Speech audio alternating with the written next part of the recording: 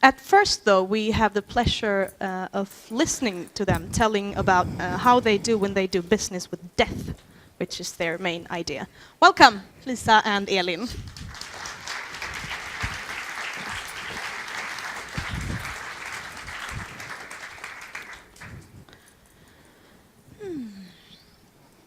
Are you? Hi.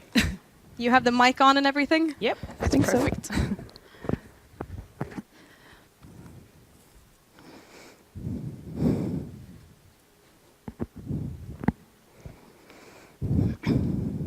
There you are.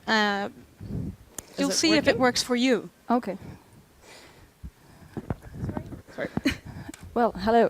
Hi. My name is Elin. My name is Lisa. And Peter has said everything that we're supposed to say today, but Say it again. Thank we you will for say that. it again, so you will all understand what it's all about. And we don't have a fancy pretty presentation. We're sorry about that, Peter. Old-fashioned keynote. Yeah.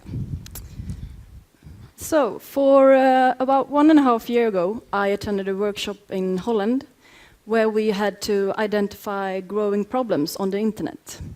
And we started to talk about all this information that we put online today, and also what would happen with that information if something would happen to us. If I die, would my Facebook account remain forever? And after digging a bit deeper into this problem, we realized that there was no clear solution for this. So when I get back to Sweden, I talked about this with Lisa, who was about to start her bachelor thesis. And we just couldn't let it go, and Lisa decided to develop the concept to see what kind of response we would get.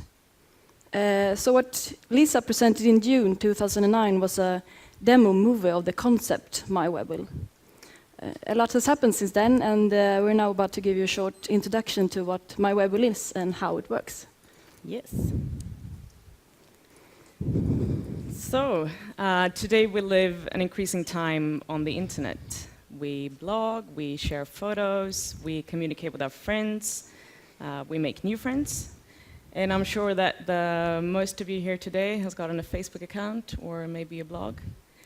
And as you can see, we brought you some statistics, very boring, but 200,000 blogs are created every day worldwide, which is quite a lot if you think about it. And Facebook's 350 million users upload more than 850 million photos every month. Someone good at math in here can do the calculations. But there's quite a lot of information being sort of created online. But where there is life, there is also death.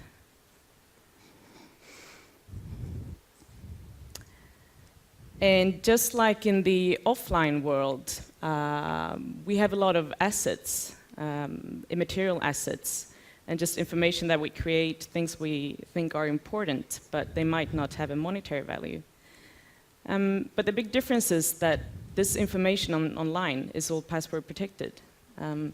So your relatives can't access this information if you die. And we see a lot of relatives with problems that they actually try to contact sites like Facebook or Swedish sites as well, trying to get hold of the accounts to maybe keep the information or get the photos from Flickr that someone put up there. But it can be really difficult and often impossible. And also, even if they did get hold of your passwords or maybe was able to log on to your computer, would they know what you would have wanted with all these accounts? Are they going to shut down your Facebook? Are they going to take away your blog? Or did you actually want your blog to continue living? So, a nice animation here. As a solution to this problem, we created My Webwill, which is basically a service that allows you to make a decision about your online life after death. And we won't go in very deeply on how it works. For you not being able to read Swedish, it says your online life after death as the header.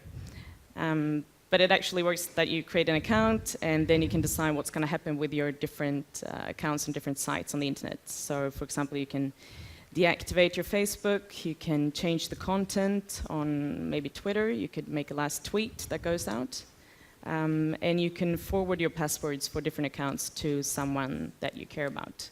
You might have a blog that you want your friend to continue writing on, or just shut down.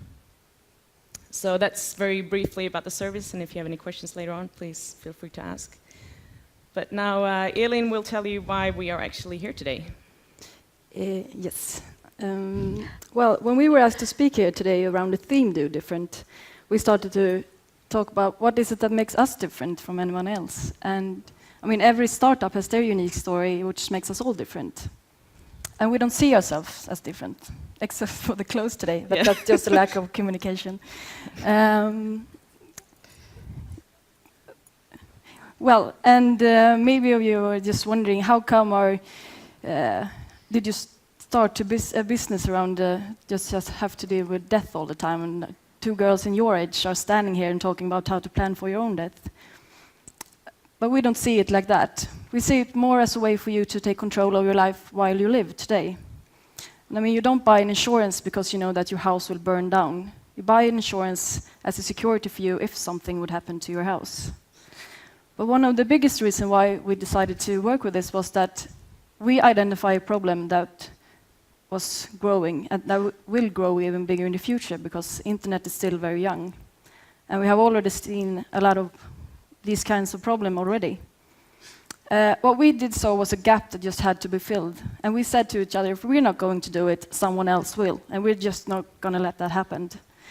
And I think that that is one thing we all who starts a business or a new startup, that you start to think about something that we just can't let go. And then I said you have to choose two choices, and that is either you let it go or you just start to work with it. And that's what we did. Somewhere in June 2009, me and Lisa sat down at my parents' place and decided that we're going to make reality into this idea. We didn't have any MBA from a fancy business university or any business experience at all or contacts in the IT industry. But we were naive and optimistic enough to believe that this was going to be a great success and we will conquer the world with this one. And we might not have succeeded in many people's eyes, but to us this whole year has been a journey and like a personal victory for both of us, because we have learned so much and met so many interesting people. So even if it just won't work, we will still say that this is the best thing that we have ever done. But as Peter said, it's not always fun and it can be a lot of hard work. And we would like to share some of our ups and downs that we have been through this last year, just so you can get an idea what it can be like if you go into something like this with no business experience at all. So I will illustrate a nice graph, and you clever people will understand it. First couple of months, we were on a high. We would conquer the world. It was all golden glory. We just thought that this was brilliant. We rang up Magnus, who was co-founder of Price Runner, and asked him if he wanted to be in our team, and he said yes. So we felt that we had a bit of business experience together with him. We got a lot of positive feedback from people, a lot of PR, and we said, well, it seems like people are really interested in this. We planned our launch in end of October. And we'll get back to that. But time flies. And we realized that we were not going to be able to launch in October, which was a bit of a downset in the beginning. We also started questioning ourselves, our idea. Was this actually going to work? Maybe it was just interesting for the moment. Could we actually do this? Did we want to do this? So a lot of questions to think about. And also, this was the time when we started getting our first builds. So that was even worse. But as all graphs, they go up and down. And one day we got a call from Associated Press, who said that they wanted to do a filmed interview about us that was going to be broadcasted all over the world. And it was, Al Jazeera picked it up, and New York Times, and a lot of international press. And it might seem silly, but we sort of felt that this was a push in the back, that we would actually meant to do this. Someone was interested, and it was actually a problem.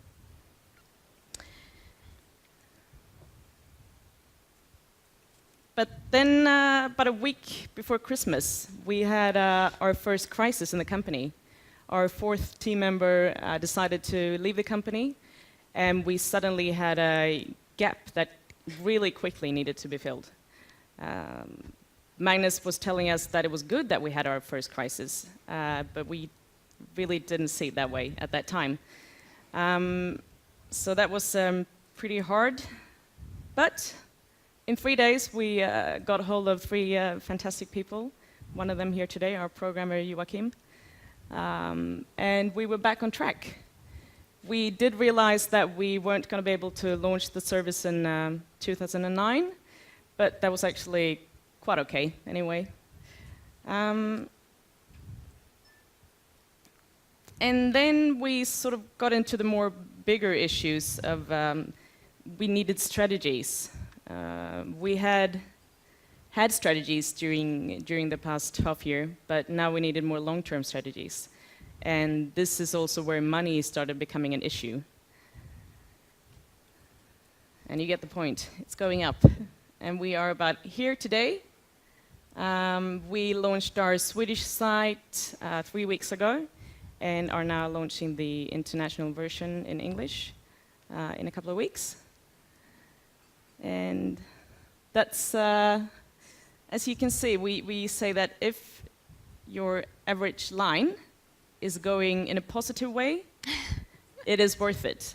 If it goes flat or negative, it's probably not worth it. But our line is going up, hopefully, so we still think that it's good. Yeah. Yeah.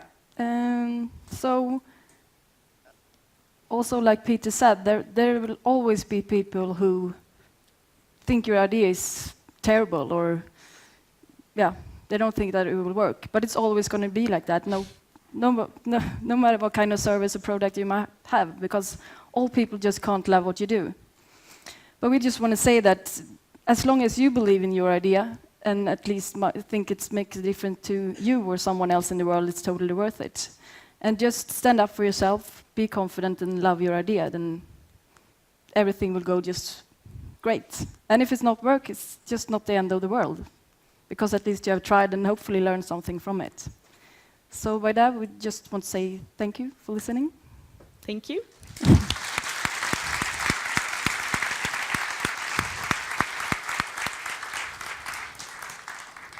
Thank you very much. Thanks.